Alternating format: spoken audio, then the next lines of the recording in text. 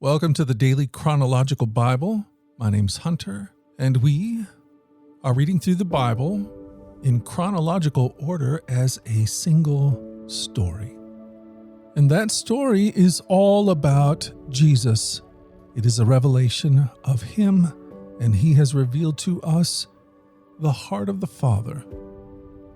Today, December 29th, we're in the book of Revelation, chapters 11 through 14.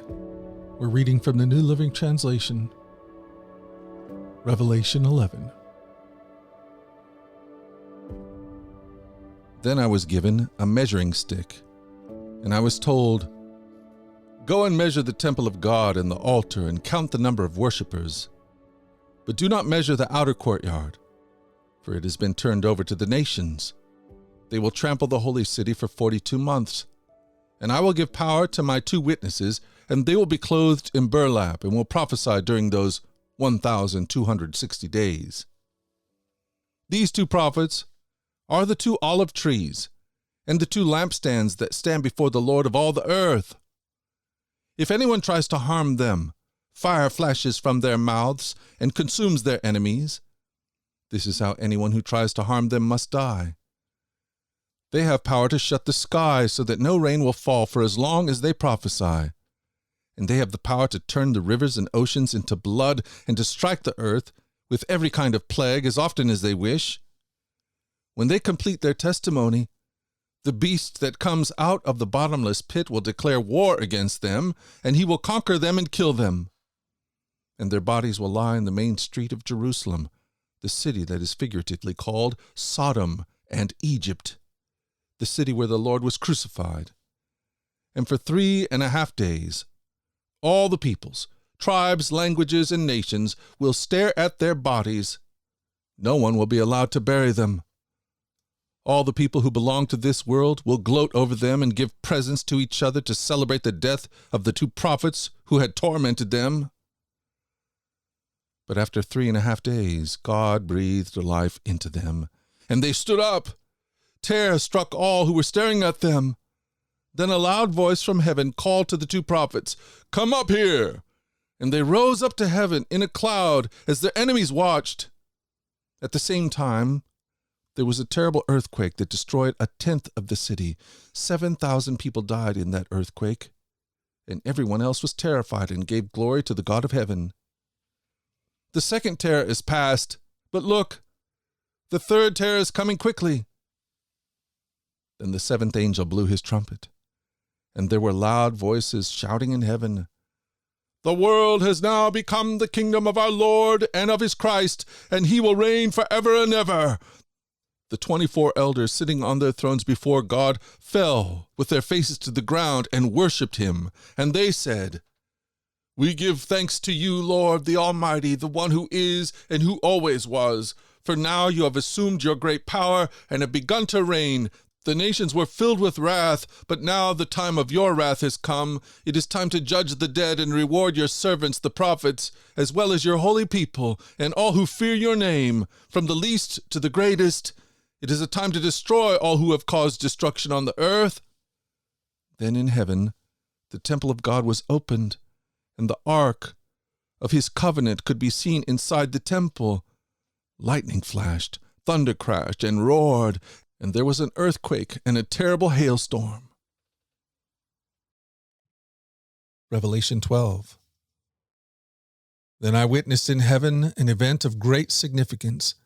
I saw a woman clothed with the sun, with the moon beneath her feet, and a crown of 12 stars on her head. She was pregnant, and she cried out because of her labor pains and the agony of giving birth. Then I witnessed in heaven another significant event. I saw a large red dragon with 7 heads and 10 horns, with 7 crowns on his heads. His tail swept away 1/3 of the stars in the sky, and he threw them to the earth. He stood in front of the woman as she was about to give birth, ready to devour her baby as soon as it was born. She gave birth to a son who was to rule all nations with an iron rod. And her child was snatched away from the dragon and was caught up to God and to his throne. And the woman fled into the wilderness, where God had prepared a place to care for her for 1,260 days. Then there was war in heaven. Michael and his angels fought against the dragon and his angels, and the dragon lost the battle, and he and his angels were forced out of heaven. This great dragon, the ancient serpent called the devil or Satan, the one deceiving the whole world, was thrown down to the earth with all his angels. Then I heard a loud voice shouting across the heavens, "It has come at last, salvation and power and the kingdom of our God and the authority of his Christ, for the accuser of our brothers and sisters has been thrown down to earth, the one who accuses them before our God day and night. And they have defeated him by the blood of the Lamb and by their testimony. And they did not love their lives so much as they were afraid to die. Therefore rejoice, O heavens, and you who live in the heavens rejoice. But terror will come on the earth and the sea, for the devil has come down to you in great anger, knowing that he has little time." When the dragon realized that he had been thrown down to the earth, he pursued the woman who had given birth to the male child. But she was given 2 wings, like those of a great eagle, so she could fly to the place prepared for her in the wilderness. There she would be cared for and protected by the dragon for a time, times, and a half time. Then the dragon tried to drown the woman with a flood of water that flowed from his mouth. But the earth helped her by opening its mouth and swallowing the river that gushed out from the mouth of the dragon. And the dragon was angry at the woman and declared war against the rest of her children, all who keep God's commandments and maintain their testimony for Jesus. Then the dragon took his stand on the shore beside the sea. Revelation 13. Then I saw a beast rising up out of the sea. It had 7 heads and 10 horns, with 10 crowns on its horns, and written on each head were names that blasphemed God. This beast looked like a leopard, but it had the feet of a bear and the mouth of a lion, and the dragon gave the beast his own power and throne and great authority. I saw that one of the heads of the beast seemed wounded beyond recovery, but the fatal wound was healed. The whole world marveled at this miracle and gave allegiance to the beast. They worshipped the dragon for giving the beast such power. They also worshipped the beast. "Who is as great as the beast?" they exclaimed. "Who is able to fight against him?" Then the beast was allowed to speak great blasphemies against God, and he was given authority to do what he wanted for 42 months, and he spoke terrible words of blasphemy against God, slandering his name and his dwelling, that is, those who dwell in heaven. And the beast was allowed to wage war against God's holy people and to conquer them. And he was given authority to rule over every tribe and people and language and nation, and all the people who belong to this world worship the beast. They are the ones whose names were not written in the book of life that belongs to the Lamb, who was slaughtered before the world was made.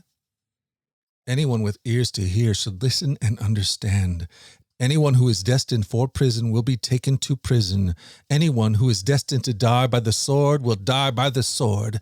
This means that God's holy people must endure persecution patiently and remain faithful. Then I saw another beast come out of the earth. He had 2 horns like those of a lamb, but he spoke with the voice of a dragon. He exercised all the authority of the first beast, and he required all the earth and its people to worship the first beast, whose fatal wound had been healed. He did astounding miracles, even making fire flash down to the earth from the sky while everyone was watching. And with all the miracles he was allowed to perform on behalf of the first beast, he deceived all the people who belong to this world. He ordered the people to make a great statue of the first beast, who was fatally wounded and then came back to life. He was then permitted to give life to this statue so that it could speak. Then the statue of the beast commanded that anyone refusing to worship it must die. He required everyone, small and great, rich and poor, free and slave, to be given a mark on the right hand or on the forehead, and no one could buy or sell anything without that mark, which was either the name of the beast or the number representing his name. Wisdom is needed here.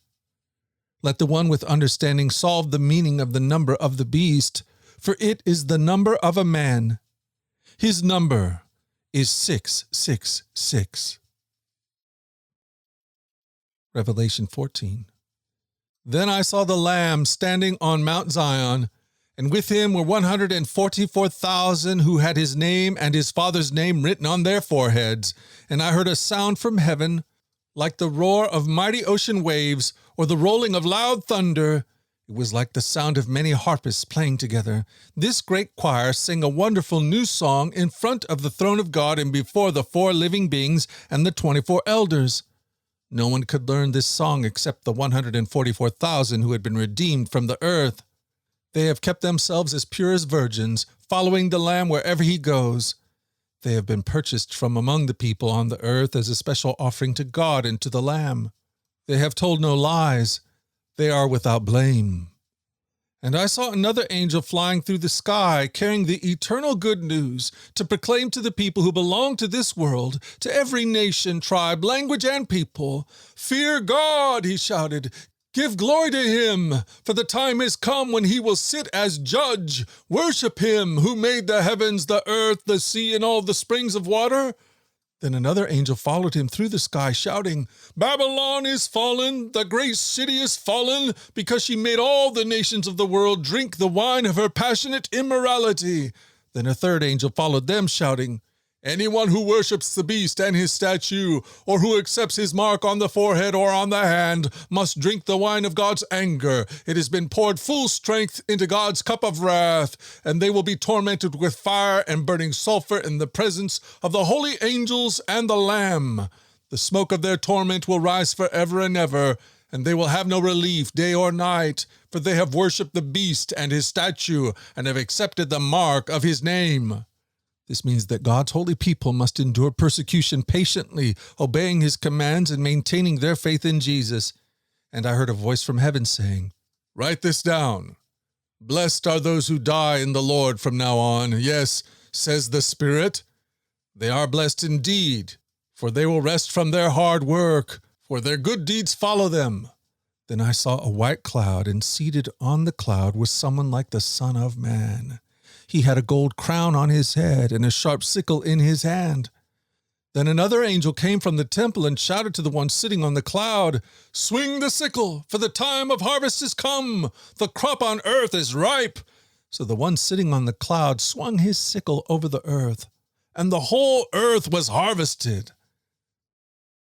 After that, another angel came from the temple in heaven, and he also had a sharp sickle.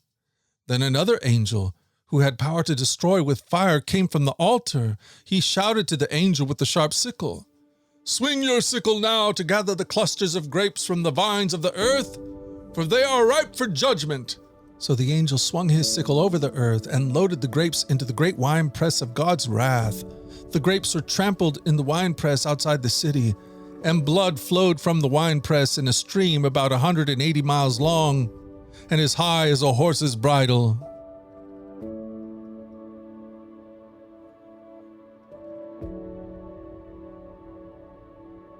Thank you for joining us at the Daily Chronological Bible. You can find the specifics of our reading plan in the 1-year Chronological Bible published by Tyndall Press. And discover more about our other podcasts at dailyradiobible.com, where people from all around the world come to join us in this journey through the Scriptures, where we allow the Scriptures to point us to the God who is love, the God revealed to us fully in Jesus. Again, that website is dailyradiobible.com. Subscribe or follow wherever you get your podcasts. Until tomorrow, let's go forward in God's joy. Let's let his joy be our strength. And let us always remember this,